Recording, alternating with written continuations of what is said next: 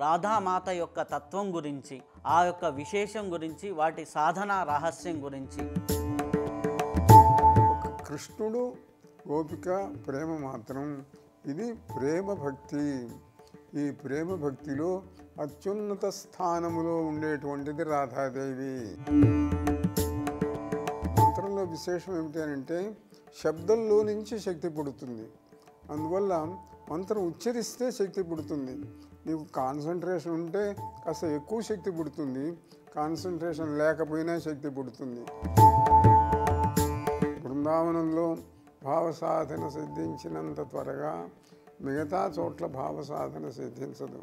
ఎక్కడా లేనట్లుగా 5000 యోగుల సమాధులు, మామూలు సమాధులు కాదు, 5000 యోగుల సమాధులు ఉన్నాయి. వాళ్ళ భావ తరంగాలు అక్కడ ప్రసరిస్తూ ఉంటాయి.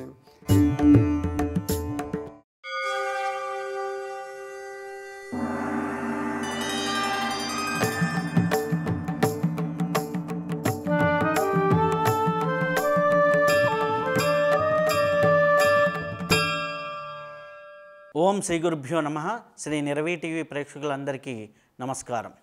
మనం ఎందరో మహానుభావులతో సజ్జన సాంగత్యం చేస్తున్నాం. ఈరోజు మన అదృష్టం శ్రీ కుర్తాలం సిద్ధేశ్వరి పీఠాధీశ్వరులు, పరమహంస పరిరాజకాచార్యులు, జగద్గురువులు, కుర్తాలం శంకరాచార్యులు, శ్రీ శ్రీ శ్రీ సిద్ధేశ్వరానంద భారతీ స్వామి మహాస్వాముల వారితో ఇప్పుడు సజ్జన సాంగత్యం చేసే భాగ్యం మనకు కలిగింది. కాబట్టి వారిని అడిగి అనేక విషయాలని మనం తెలుసుకుందాం. నమస్కారం స్వామీజీ. నారాయణ నారాయణ. స్వామీజీ, రాధా అమ్మవారు, రాధాదేవి అంటే మనకి సౌత్ ఇండియాలో చాలా తక్కువ. నార్త్ ఇండియా మనకు బృందావనం వెళ్ళినప్పుడు చాలా విశేషంగా వారు ఆరాధన చేస్తూ ఉంటారు. రాధాతత్వం, రాధామాత యొక్క తత్వం గురించి, ఆ యొక్క విశేషం గురించి, వాటి సాధన రహస్యం గురించి కొద్దిగా ప్రేక్షకులకు అందచేయండి స్వామీజీ. నారాయణ సమారంభాం శంకరాచార్య మధ్యమాం అస్మదాచార్య పర్యంతాం వందే గురు పరంపరాం. గురు పరంపరకు ప్రణామాలు సమర్పిస్తూ ఉన్నాను. రాధా సాధన అనేటువంటిది చాలా విచిత్రమైన సాధన.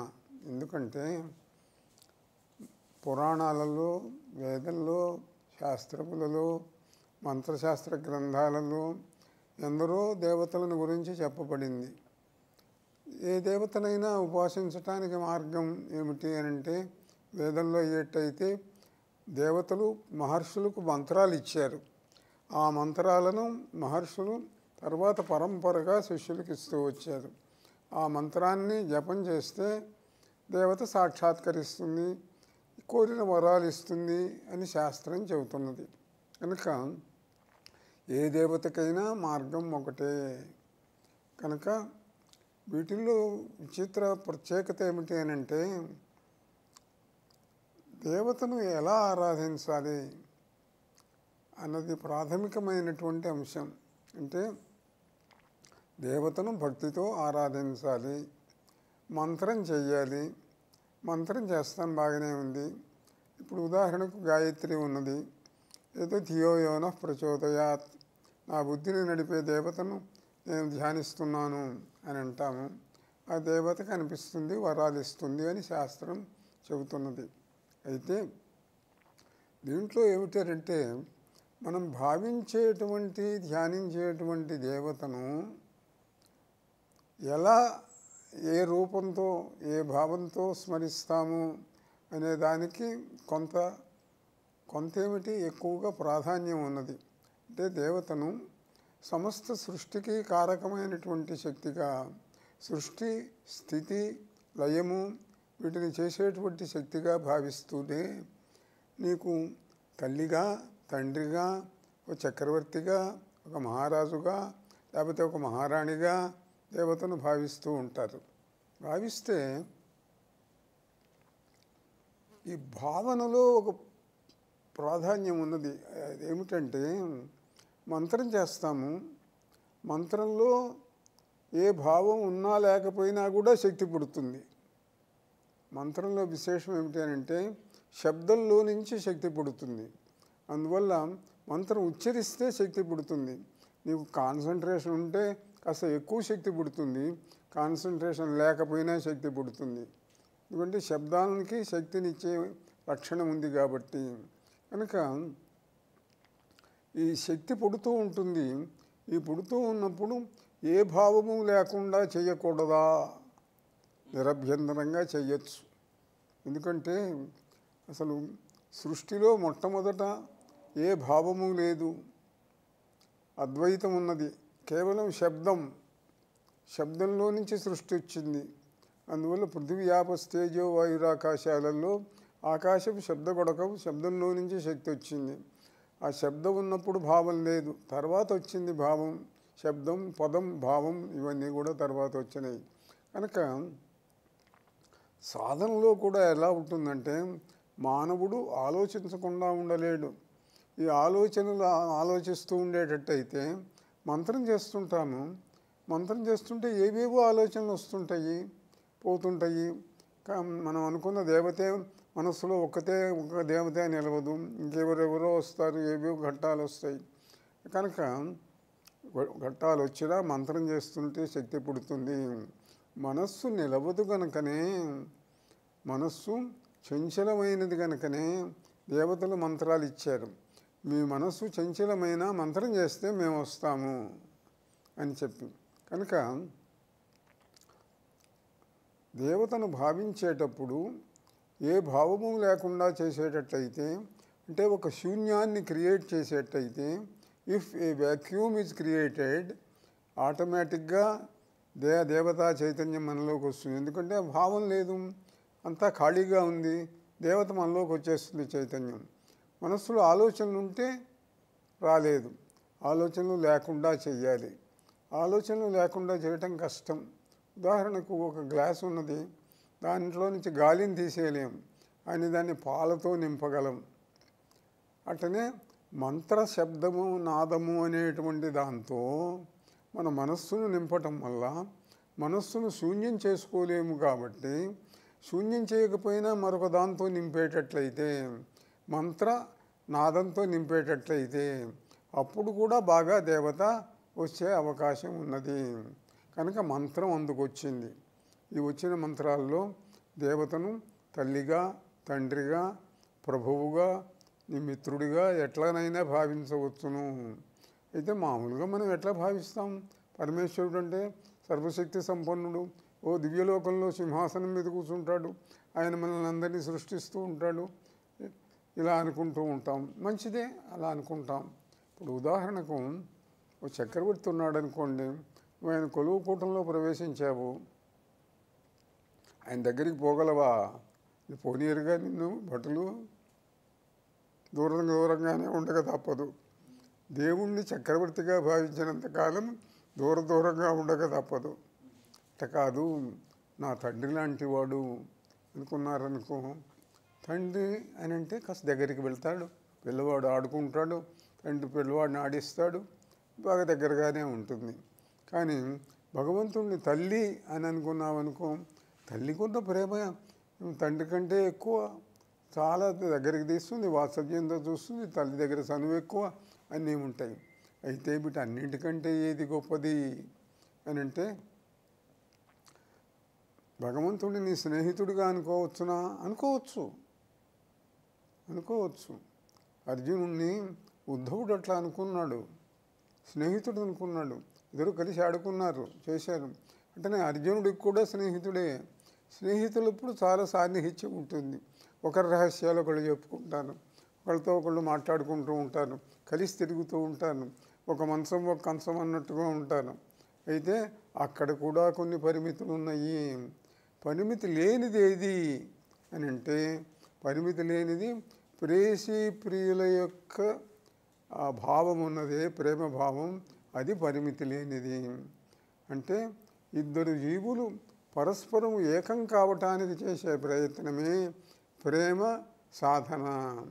అంటే భగవంతుణ్ణి ఆ భావనతో భావించేటట్లయితే అన్నిటికంటే తొందరగా దగ్గరగా భగవంతుడితో ఐక్యం కావచ్చును. గోపికలు చేసిన భక్తి మార్గం అదే.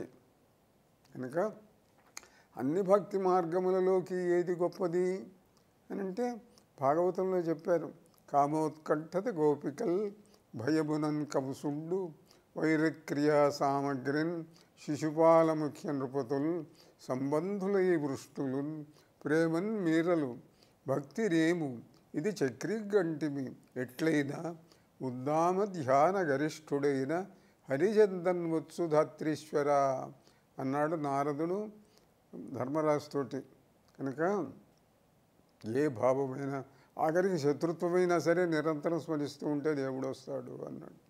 కనుక అన్ని భావములలోకి గొప్పది జీవేశ్వరైక్యమును సాధించగలిగినటువంటిది ప్రేమ భక్తి భావన.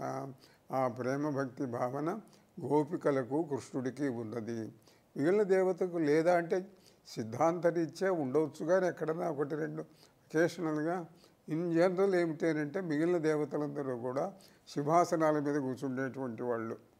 కనుక ఒక కృష్ణుడు గోపిక ప్రేమ మాత్రం ఇది ప్రేమ భక్తి. ఈ ప్రేమ భక్తిలో అత్యున్నత స్థానములో ఉండేటువంటిది రాధాదేవి.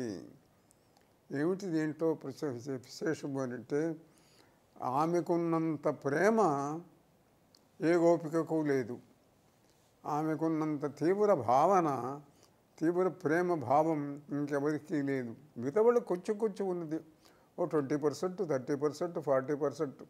100% ప్రేమ స్వరూపిణి రాధాదేవి. ఆ రాధాదేవి కృష్ణుణ్ణి అలా ప్రేమించింది. కనుక ఆ ప్రేమించినటువంటి కృష్ణుణ్ణి ఆమె ఆ రకంగా తన ప్రేమ భక్తితోటి పొందగలిగింది.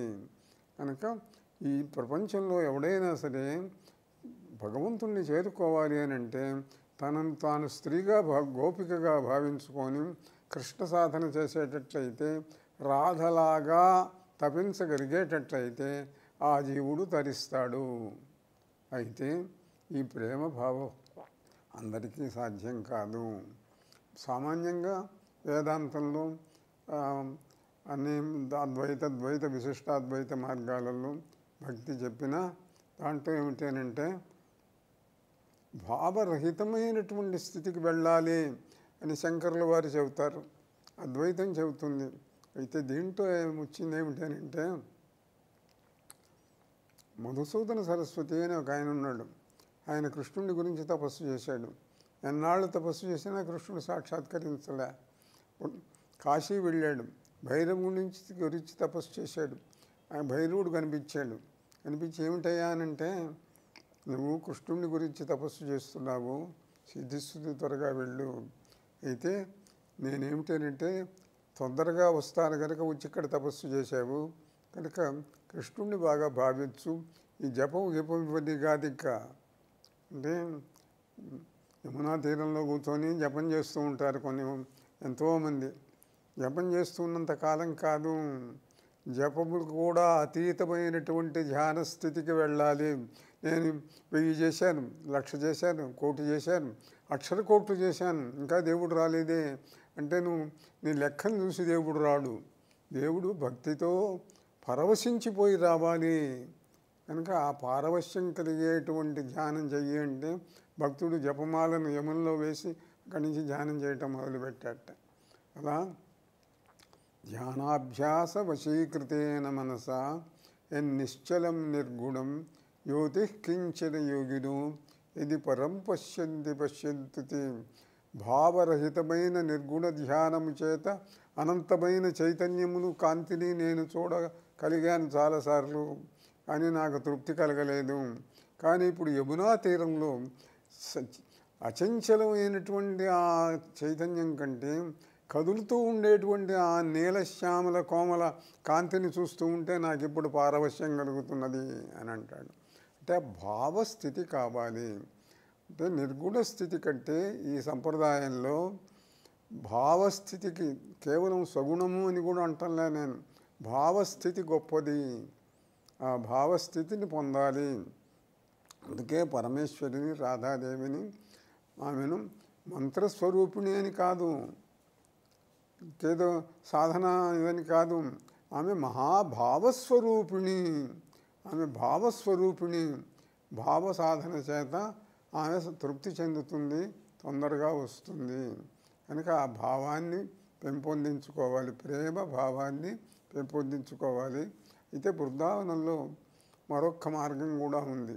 కేవలం ప్రేమ భావము, ఆ దేవతతో పరవశించి కలిసిపోయే భావము, నువ్వు స్త్రీవైనా పురుషుడివైనా కృష్ణుడితో ఏకం కావచ్చు, రాధాదేవితో ఏకం కావచ్చు, ఆ దేవుడు ఆమె కలిసిపోవచ్చు. కానీ అక్కడ మరొక భావానికి ప్రాధాన్యం ఇస్తారు. అక్కడ ఏమిటంటే బృందావనంలో ఈ కృష్ణుడితో ఉండేటువంటి ఆ ప్రేమ భావన కంటే సఖీ భావన గొప్పది అని అంటారు వాళ్ళు. అంటే సఖీ భావన అంటే ఏమిటి? ఇప్పుడు మీరు సినిమా చూస్తున్నారు, నాటకం చూస్తున్నారు, మీరు ఆ పాత్రలు కాదు. అక్కడ రాముడు సీత ఉన్నారు. ఇక్కడ కింద నువ్వు కూర్చున్నావు. వాళ్ళు దుఃఖిస్తుంటే నువ్వు దుఃఖిస్తున్నావు, వాళ్ళు సంతోషిస్తుంటే నువ్వు సంతోషిస్తున్నావు. కనుక ఆనందాన్ని అనుభవించేది ఎవరు శాస్త్ర ప్రకారం అని అంటే ప్రేక్షకుడు ఆనందాన్ని అనుభవిస్తాడు అని చెబుతుంది శాస్త్రం, పాత్రలు కాదు. నీవు కృష్ణుణ్ణి గోపికగా భావించుకున్నంతకాలం నువ్వు పాత్రవు, you are only a character. కానీ అట్లా కాక ఆ భావన వాళ్ళు రాధాకృష్ణులు విహరిస్తున్నారు. అదిగో బృందావనంలో కృష్ణుడు పాడుతున్నాడు, రాధాదేవి ఆడుతున్నది అని అంటే అది చూస్తున్నట్లుగా భావించి చూసేటట్లయితే అది సఖీ భావన. అది నిజమైనటువంటి దివ్యమైన భావాతీతమైన అతీత భావనకు సంబంధించినటువంటి రసానందం అంటే అదే. కనుక ఈ సఖీ భావనకు ప్రాధాన్యం ఇచ్చేవాళ్ళు ఏం చేస్తారంటే రాధాదేవి యొక్క చలికత్తగా భావించుకొని వాళ్ళు తవ సుఖే మమ సుఖం, నీ సుఖములో మా సుఖము, మాకు సుఖం అక్కర్లే, నీ సుఖమే మా సుఖము అని అంటారు. ఇది రసభావ భావుకమైనటువంటి సాహిత్య శాస్త్ర సిద్ధాంత సమ్మతమైనటువంటి ఒక విశిష్ట భావనా మార్గం ఇది బృందావనంలో రాధా సఖీ భావనకు అత్యంత ప్రాధాన్యం ఉన్నది. ఈ సఖీ భావనతో సాధన చేయాలి. అందుకే వాళ్ళ గోస్వాములందరూ కూడా రూపగోస్వామి, సనాతన గోస్వామి, జీవగోస్వామి వీళ్ళందరూ కూడా ఏమైనారు అని అంటే వాళ్ళు కృష్ణ భక్తులుగా గోపకులుగా ఉన్నారని కాదు, వాళ్ళు సఖీత్వమును పొందినట్లుగానే గ్రంథాలలో చెబుతున్నారు. అక్కడందరూ కూడా రూపగోస్వామి ఉన్నాడు, రూపమంజరి అన్న పేరుతోటి సఖిగా మారిపోయినాడు రాధాదేవికి. అలా సఖీత్వానికి ప్రాధాన్యం ఇస్తారు ఇవాళ బృందావనంలో. మరి కృష్ణ భక్తి ఎట్లాగో ప్రధానమైనటువంటిదే. కనుక రాధా సాధన చేయదలుచుకున్న వాళ్ళు రాధా మంత్రం చెయ్యాలి. ఆ తర్వాత ఈ రాధా సఖీ భావనతో చెయ్యాలి, లేదంటే మాతృభావనతో చేయొచ్చు. అలా మాతృభక్తి ప్రేమ భావనతో చేయొచ్చు. కనుక ఈ మార్గాలలో కనుక చేసేటట్టయితే దాంట్లో కూడా ప్రధానం ఏమిటంటే రాధా సాధన, కృష్ణ సాధన బృందావనంలో మిగతా చోట్ల తపస్సులు లాంటిది కాదు. ఎండకు ఎండుతూ నిల్చుంటి గొంతులోతు నీళ్లలో నిల్చొని ఆ తర్వాత ఉపవాసాలు ఉంటూ చేయటం అది బృందావనంలో అంగీకరించరు. బృందావనంలో ఉపవాసాలు చెయ్యరు, వాళ్ళు కఠోర దీక్షలు చెయ్యరు. ఏమిటి చేసేది? వాళ్ళు ప్రేమతో నిరంతరం రాధాకృష్ణుల యొక్క పాటలు పాడుకుంటూ ఉంటారు. ఆ పాటలు పాడుతుంటే వింటుంటారు, ఆ దృశ్యాలను చూస్తుంటారు. అక్కడ ఈ ప్రేమ భక్తి భావనకు ప్రాధాన్యమే కానీ ఈ శారీరకమైనటువంటి కఠోర నియమాలకు ఎటువంటి ప్రాధాన్యము కూడా ఇవ్వరు. అక్కడ భావ ప్రధానమైన సాధన అది బృందావన సాధన, రాధా సాధన. అలా ఉన్న మార్గాలలో వాళ్ళ సామాన్య ప్రపంచంలో ఉండేటువంటి మానవుడు ఏ మార్గంలో సాధన చేస్తే ఉత్తీర్ణుడవుతాడు అని అంటే మానవులు కొన్ని కోట్ల మంది ఉన్నారు. మన సిద్ధాంతం ఏమిటంటే మనది డెమోక్రటిక్ రిలీజియన్. మంది ఏ భావమైనా నీవు ఈ భావముతోనే చేయవలదు అని చెప్పటం మనం ఒప్పుకోము. నీకు ఏది కుదిరితే, నీకు ఏది సాధ్యమైతే, నీకు ఏది ఇష్టమైతే ఆ మార్గంలో చెయ్యాలి. అయితే మన మనస్సు ప్రక్షాళితం కావటం కోసం, మనకు మనశ్శాంతి రావటం కోసం, ఏకాగ్రత రావటం కోసం ఆహార విహారాది నియమాలు పెట్టుకోవటానికి అతీతమైనటువంటి స్థితి వచ్చిందాకా పెట్టుకోవాలి. అంటే ఉపవాసాలు ఉండాలి, సాత్వికాహారం తీసుకోవాలి, రాజస తామసాహారాలు తీసుకోకూడదు. అట్లా సాత్వికాహారం తీసుకుంటూ ఉపవాసాలు ఉంటూ శరీరాన్ని కంట్రోల్ చేసుకుంటూ కామక్రోధ లోభ మోహ మద మాత్సర్యములకు అతీతమయ్యేటట్లుగా సాధన చేయటం అనేటువంటిది ఇవాళ ఆధునికమైన ఈ కాలం కానీ ఏ కాలం కానీ మార్గం అది. కనుక ఆ మార్గంలో నీకు సాధన కావటం లేదు అని అంటే అప్పుడు తపో మార్గాన్ని అవలంబించు. 2 మార్గాలు, ఒకటి కఠోర తపో మార్గం, రెండోది భావ మార్గం. భావ మార్గం అంటే ఇంతకుముందు చెప్పినటువంటి వృందావన ప్రేమ భావ మార్గం. కేవలం భావంతో ఆ భావానికి అనుగుణంగా సహాయం చేసేటువంటి సంగీత సాహిత్యాదులు, ఆ వాతావరణం, యోగులు నివసించినటువంటి చోట్లు, అట్లాంటి చోట్ల ఆ దివ్య తరంగాలు ప్రసరిస్తూ ఉంటాయి. కాబట్టి అక్కడ ఉండి చేసేటట్లయితే ఈ భావ సాధన తొందరగా సిద్ధిస్తుంది. బృందావనంలో భావ సాధన సిద్ధించినంత త్వరగా మిగతా చోట్ల భావ సాధన సిద్ధించదు. అందుకే బృందావనం వెళ్ళండి, అక్కడ కూర్చోండి. అక్కడ 5,000 సమాధులు ఉన్నాయి ప్రపంచంలో. ఎక్కడా లేనట్లుగా 5,000 యోగుల సమాధులు, మామూలు సమాధులు కాదు, 5,000 యోగుల సమాధులు ఉన్నాయి. వాళ్ళ భావ తరంగాలు అక్కడ ప్రసరిస్తూ ఉంటాయి. కనుక నువ్వు అక్కడ కూర్చొని కనుక చేసేటట్లయితే నీకు ఆ భావస్థితి తొందరగా వస్తుంది.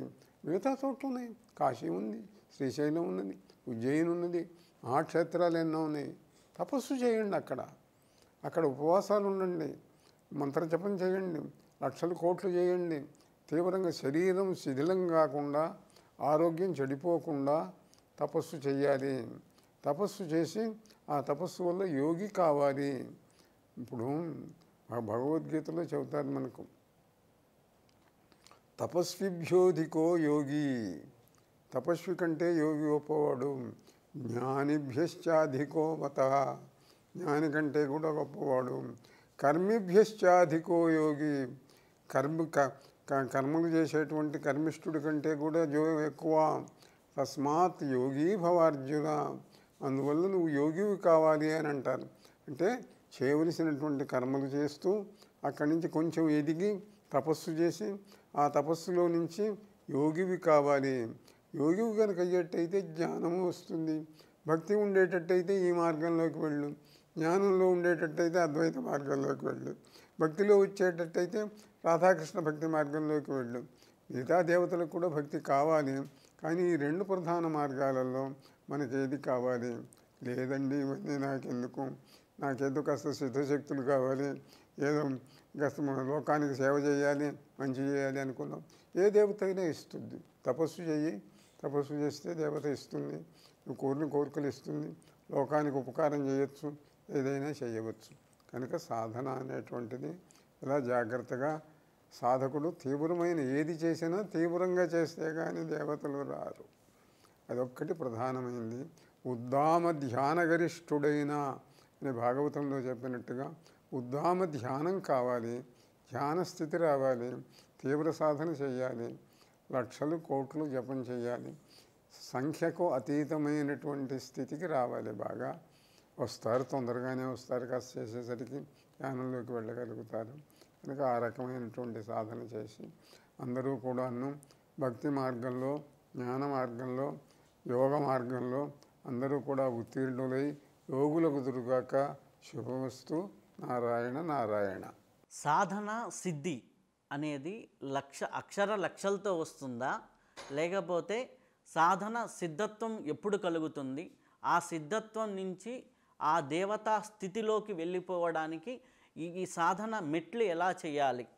సాధనకు సంఖ్య అనేటువంటి పరిమితి లేదు. సంఖ్య అనేటువంటిది మంత్రం మీద ఒక అధికారం రావడానికి మాత్రమే తప్ప దేవతా సాక్షాత్కారానికి ఇన్ని కోట్లు చేస్తే వస్తుంది, ఇన్ని లక్షలు చేస్తే వస్తుందని కాదు. ఇక శాస్త్రంలో చెబుతారు చేస్తే వస్తుందని, కానీ రావటం లేదుగా. కనుక ఏమిటి అని అంటే దివ్యక్షేత్రానికి వెళ్ళి కూర్చొని చెయ్యాలి. మన వాతావరణం చాలదు. మన ఇంటి వాతావరణం కంటే మన ఊళ్ళో ఉన్న గుడిలో కూర్చొని చేయటం మంచిది. ఆ గుడిలో కంటే దివ్యక్షేత్రంలో కూర్చొని చేయటం మంచిది. సిద్ధాశ్రమాలలో, ఋషులాశ్రమాలలో, దివ్యక్షేత్రాలలో చేస్తే తొందరగా సిద్ధవుతుంది. సంఖ్య 1 దశ వరకు మాత్రమే. దేవత ఇంత చేస్తే వస్తుందని ఎవరు చెప్పలేరు. వాడు చేసే తీవ్రతను బట్టి ఆ దేవత నిర్ణయించిస్తుంది. తప్పకుండా వచ్చి తీరుతుంది, చేస్తుంది. శుభం భవతు. చాలా సంతోషం స్వామీజీ. ఇప్పటి వరకు అద్భుతమైనటువంటి జ్ఞానాన్ని స్వామీజీ వారి దగ్గర నుంచి, వారి యొక్క అనుగ్రహ భాషణాన్ని, సజ్జన సాంగత్యాన్ని మనం పొందాం. చాలా సంతోషం. మరొక్కసారి మరొక్క విశిష్ట అతిథితో కలుసుకుందాం.